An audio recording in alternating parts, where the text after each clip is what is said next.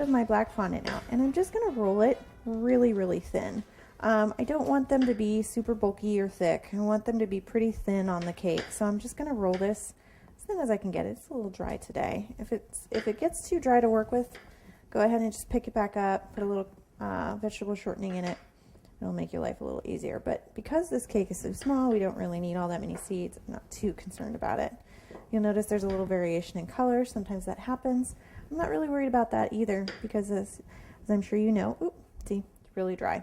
Sometimes when you bite into a watermelon, those seeds are black, sometimes they're white and gray.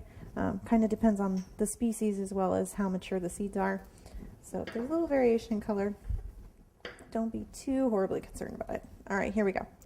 And all I'm going to do is I'm just going to cut out, a bunch of little seeds. And how many seeds you put on is really up to you.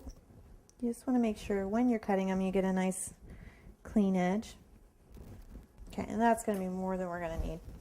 Now, for this particular design, I'm actually just going to be putting the seeds kind of around the bottom. But if you want to put them all over the cake, you absolutely can. I'm also going to put some in a few kind of strategic places on the top. But we're going to do those absolutely last after we've gone ahead and pulled our paper towels out and our bow is nice and dry. So let's start around the bottom first. Or actually, let's just get started on this top tier. And all I want to do is I'm going to grab a seed, pull a little water where I want it, and then just stick it on there. And I'm placing these about a ½ inch up from my little ribbon border. And I just want these to kind of go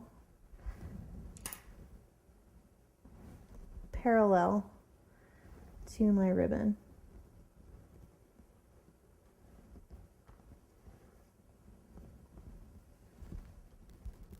All right, I'm just going to go back with my damp brush and kind of clean up the extra cornstarch on those seeds so that they're nice and crisp. And now I'm going to go ahead and do that same thing on the bottom tier.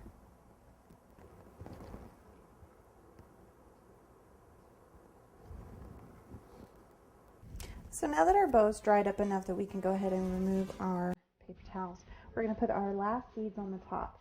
And what I'd like to do is kind of put my seeds around this top edge, very much like I did on the bottom of the tiers.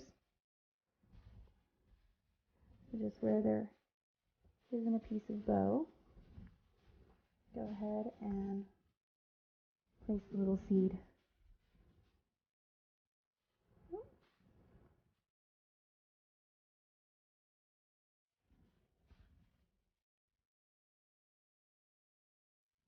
And there we have our great little watermelon cake that you can use for 4th of July or Memorial Day or even a birthday.